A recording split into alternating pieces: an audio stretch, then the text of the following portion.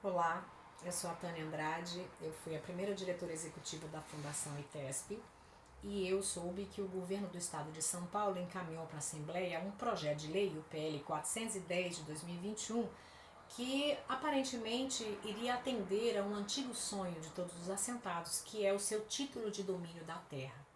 Mas esse projeto de lei, ele traz muitos problemas, ele tem armadilhas embutidas que podem transformar esse sonho num pesadelo. Ao invés de ser bom, ser muito ruim para os assentados. Desde o preço da terra que está sendo cobrado, que é absurdo, até as chamadas condições resolutivas que estão colocadas ali, que colocam coisas às vezes sem controle dos assentados e que podem fazer com que o seu título de domínio seja cancelado.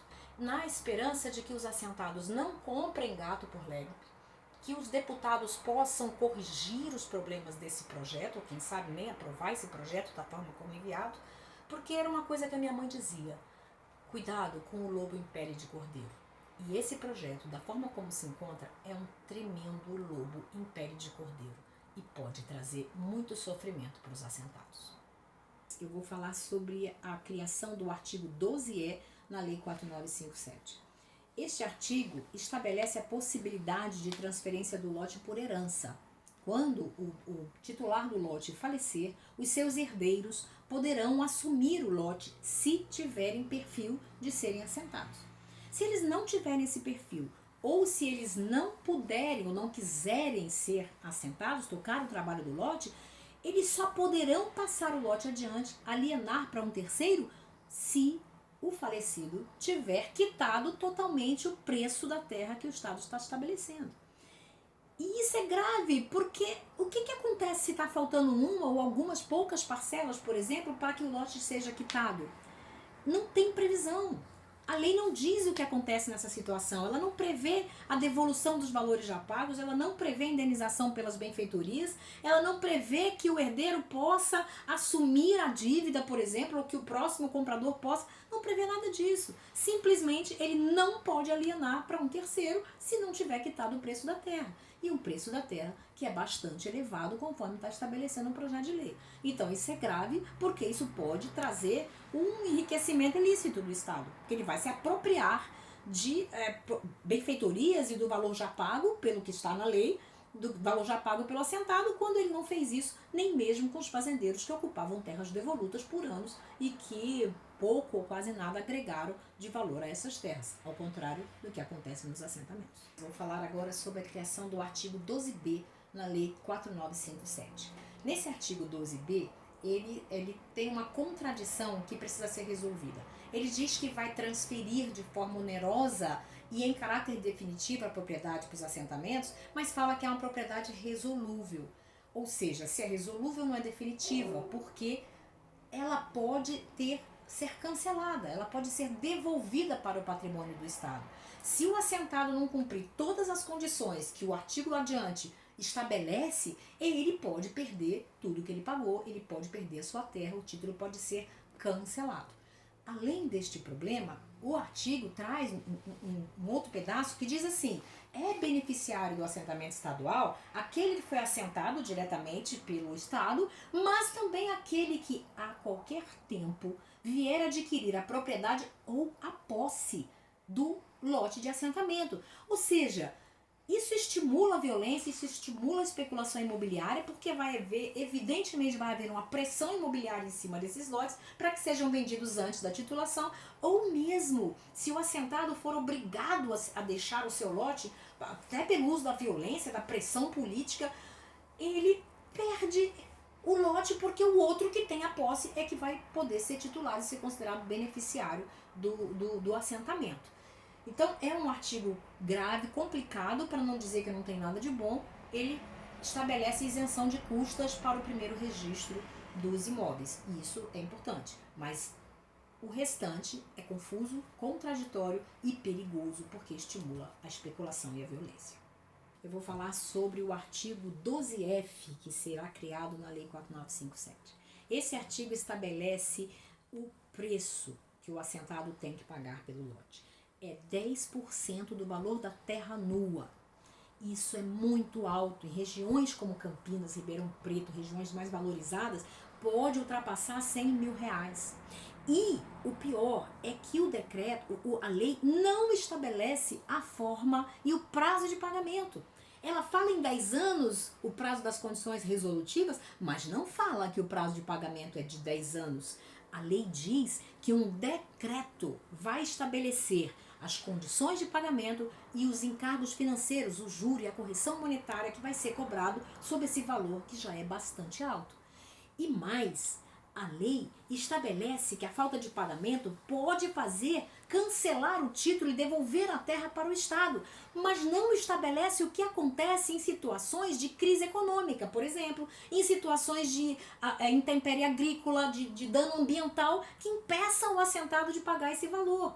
Não estabelece, fica tudo a critério de um decreto que o governo vai editar no futuro, não se sabe se favorável ou se contrário aos assentamentos. Isso é muito poder na mão do Estado. Isso é muito poder na mão de um governo que não tem se mostrado tão amigo assim dos assentamentos, que recentemente tentou até extinguir a Fundação ITESP. Então é preciso que esse decreto seja alterado, que as condições de pagamento sejam estabelecidas na própria lei, porque assentado não é fazendeiro. Assentado não pegou uma terra nua, uma terra devoluta, se apropriou e ficou lá usufruindo. Não, o assentado recebeu essa terra numa política social e transformou essa terra e investiu seu sangue, seu suor, suas lágrimas para transformar o que era pasto sujo em áreas produtivas e belíssimas como as que são os assentamentos hoje. Então é preciso mudar esse valor, reduzir esse valor e é preciso deixar claro na lei que risco é esse que o assentado está assumindo na hora de pagar a sua terra. Vou falar agora do artigo 2º do PL 410 de 2021 de São Paulo. O artigo 2º muda um pouco o objeto de trabalho da Fundação ITESP em relação aos assentados. Na lei que criou a Fundação, o ITESP deveria prestar assistência técnica às famílias assentadas, quaisquer umas. Agora, com esta mudança proposta, somente os assentados estaduais é que estão ali previstos para o trabalho da assistência técnica do ITESP. E isso é péssimo, porque nós temos muitos assentamentos do INCRA, temos assentamentos que podem vir a ser criados por outras entidades, reassentamentos por conta de empresas, por conta de municípios, e todos esses assentados ficarão desassistidos se essa proposta, como está posta, passar. Veja que até mesmo o convênio ou a contratação do ITESP para prestar assistência técnica nesses assentamentos, que não são os assentamentos estaduais, pode ficar prejudicado, porque é o próprio objeto da Fundação ITESP que está sendo alterado nesse projeto. Então eu penso que o artigo 2º do PL 410 deve ser eliminado do projeto de lei. É uma alteração que não deve passar. Vou falar agora sobre a criação do artigo 12A na Lei 4957. Esse artigo, ele prevê que o título de domínio pode ser expedido em duas situações. A família que já tem 5 anos que recebeu a concessão de uso ou a família que está há mais de 10 anos na terra. Para aquelas que receberam concessão de uso, a lei prevê que o ITESP faça um laudo avaliando se a família tem autonomia financeira e vai ser capaz de pagar o preço caro da terra que está sendo cobrado. No outro caso, se a família tem mais de 10 anos, não tem previsão desse laudo.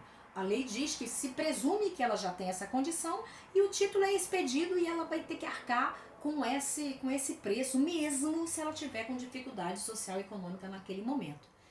Se ela não puder naquele momento, esta família que tem 10 anos na terra, ela vai poder pedir a suspensão do processo de titulação pelo prazo máximo de 2 anos. Mas ela não pode dizer, não, eu não posso, eu estou com doença, eu estou com uma situação grave, estamos no meio da pandemia. Ela não vai poder dizer isso. Ela simplesmente suspende e depois ela tem que arcar com o preço. Então, neste caso, não tem previsão de laudo, no caso anterior tem previsão de laudo. Nesse caso, tem previsão de suspensão, no caso anterior não tem. E isso quebra a igualdade entre as famílias. Faz com que tenha tratamento diferente para as famílias conforme elas estejam há mais ou menos tempo na terra. E o porquê que é muito grave tudo isso? Porque o pagamento do preço pode levar ao cancelamento do título, está escrito na lei. Simplesmente o Estado reverte a terra para o patrimônio estadual, a família perde tudo o que ela fez porque a lei não traz previsão de indenização das benfeitorias e nem de devolução do valor já pago. Então é muito grave esse artigo, ele precisa ser reformulado, porque ele é até inconstitucional, porque ele quebra o direito de proporcionalidade e de isonomia, de igualdade que a Constituição estabelece para todo mundo. Eu vou falar agora da criação do artigo 12C, que podem levar ao cancelamento do título de propriedade do assentado.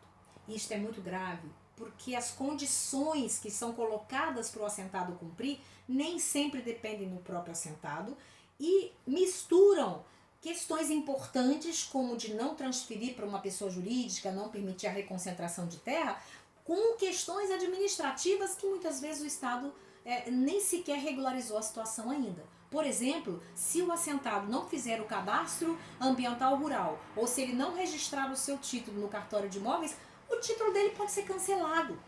E não tem obrigação prévia para o Estado de que tenha que fazer o referenciamento ou de que tenha que regularizar a matrícula do imóvel. E sem essa regularização não pode registrar. Então, é para o assentado uma penalidade, ele pode vir a perder a terra, mas para o Estado não tem obrigação prévia de entregar a propriedade livre e desimpedida para o assentado. E isso é muito complicado, por quê?